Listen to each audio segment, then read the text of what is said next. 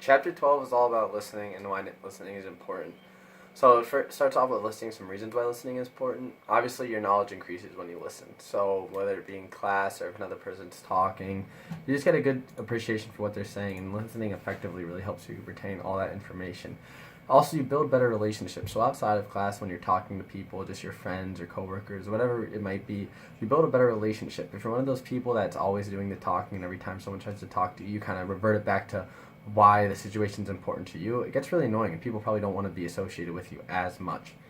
And also, it fulfills your communicative responsibilities. So this is kind of the same as building better relationships, but also I think about this maybe in our public speaking class. So if you're one of those people who is never talking, never getting insight on other people's speeches, and then always just expecting stuff to come to you when you give your speech, people aren't going to really be as inept to do that for you because you're not doing it for them. So when you're listening to their speech, showing that you care about what they're saying, then it kind of helps them. They're going to want to hear what you're saying too, and it kind of just, like they said, it fulfills your communicative responsibility, but once again, it builds better relationships as well.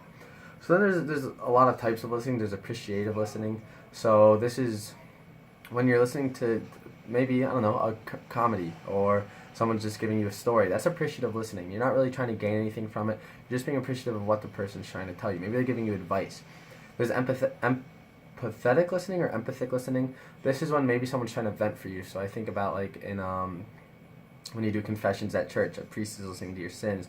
When your friend's asking you about an issue or venting to you about an issue, this is empathic listening. You're doing it for them. You're not really doing it for you at all. You're just trying to help someone out. And this is, once again, this goes back to building better relationships. You're being a better friend to the person you're listening to. Informative listening, this is obviously, for example, your classroom setting. You're listening to learn something. So it could be a speech you go to. I've gone to a lot for cybersecurity. A lot of people high up in the cybersecurity field come and speak to us, and we have the availability to go. I go to that a lot just to learn because it really helps, maybe not so much in the classroom, but when you get into that actual field of work, it's going to help out a lot. And then there's critical listening. So this might be a presidential debate, for example, or a spokesperson comes to your school to talk about a current issue in the world.